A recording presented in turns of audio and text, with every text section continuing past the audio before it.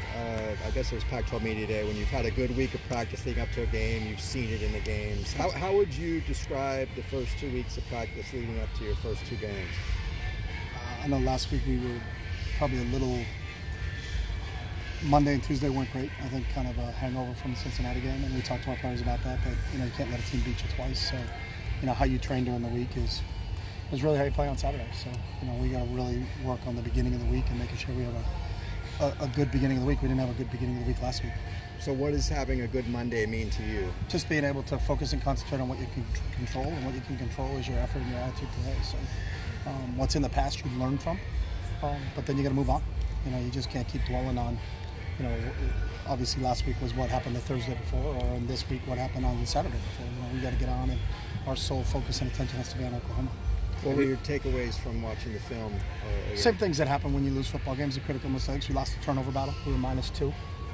We didn't create any turnovers on the defensive side of the ball, and we had 2 protection breakdowns where our quarterback got hit. So we fumbled in the process of trying to throw the ball. So you put 2 on the ground there, and you lose that. We lost the explosive play battle 5-2.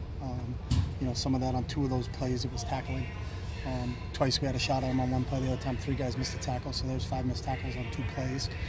So whenever you lose the explosive battle and you lose the turnover battle, you're probably going to lose a football game. You last year gave us a tally for total missed tackles. Did you have that for that game? It was 16. 16. And was that that was worse than the first game, I would assume? Yep. And 5 were on 2 plays. So really, I think we were pretty good. But besides those 2, and those 2 led to explosive plays, and I think they led to drive. So. Do you remember what the number was from the first game? No, I don't. Okay. The third downs conversion rate. They were 6 of 15. Yeah. And 2 of them were on penalties. For the season, you're 37.9%. Where do you want that number to be? What's that? You're 37.9%. Yeah, third down there's conversion. not a set number. You need to convert on third downs. You'd like to be 100%. So that's what I'd like that number to be.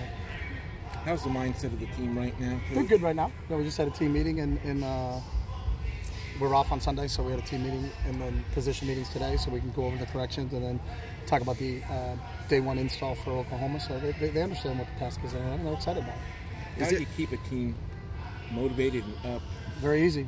I mean, that's what you are. If you're a competitor, you get excited about playing in games like this. So I'm not worried about that. Is there a petition for Holston Yankoff's waiver with the NCAA? No, not that I know of. It got denied by the University of Washington. If it gets denied by the school, then from our understanding, there's no other recourse. So, Washington said that he couldn't play, so he can't play. So that's Washington's decision, not ours decision. But you don't appeal that with the NCAA? Yeah, but they always revert back to what the school said. So. Okay. So Washington denied him the opportunity to play, so he doesn't have an opportunity to play this year. Chip, when you look back at the offense the first 2 weeks, what isn't working? It's just consistency. I mean, you look at our opening drive. In both games, in the Cincinnati game, we get the ball down on the 4-yard line and we fumbled. And then in this one, we went 4 plays touchdown. So, we also had in the middle of the game, we had a great 14-play drive for another touchdown driving score. So, you're just 1 off or 2 off. Sometimes it's a, receiver maybe with a drop, or then it's a protection breakdown, or then we miss on something. So, we just need to be more consistent. I think that's what all teams at this point in time are striving for. I think the consistency level has to be better, and when it is better, then you have more success. But we've proven that we can do it in both weeks. It's just a matter of doing it on a consistent basis. So that's what we're striving for.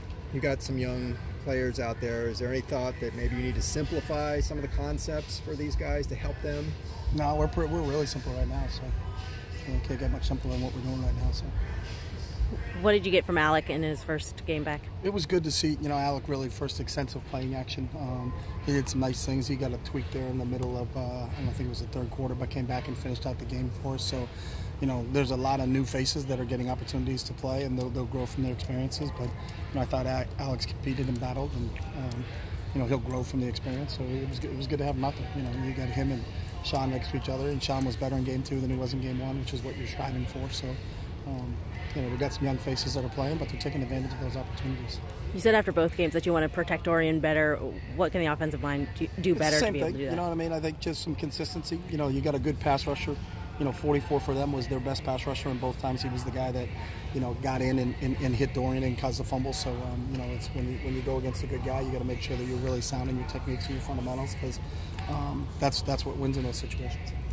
Your defense has given up 47 points to teams that have scored 6 points in their other 2 games. What's the level of concern? Again, you're into the comparison game. Yeah. I'm not into the comparison game. So That's not. I don't even think of what the scores they were in other games.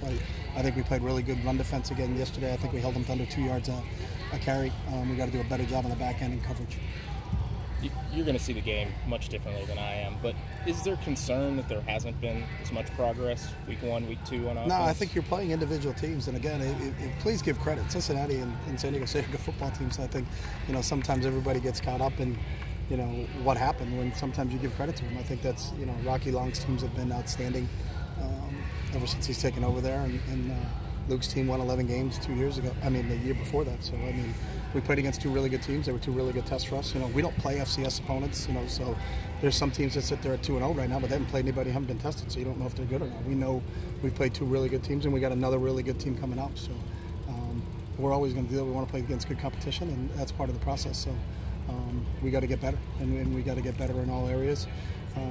The penalty game, there weren't many, but they were critical. We had 2 third and longs where we had pass interference penalties that extended drives, one of them and led to a touchdown. And then we took 2 critical areas in the special teams game. We had an illegal formation where a kid's just not up on the ball, a young player, and then we negate a ball that's down to, Mo Osling makes a great play and tackles the guy on the 6-yard line. And then we got a re-kick, and the ball comes out to the 26. So he gave up 20 yards of field space on one play. And then we had a holding penalty on a punt return where the ball was kicked out of bounds, where we didn't have to hold anybody. So I think those are things that we'll clean up. We single them out on film. We talk about the technique that was executed and where we are and how we can correct those mistakes. And when you have a young team, that's what the process is all about. It's about growing each week and continuing to get better. And we're striving to be more consistent in terms of what we're trying to do.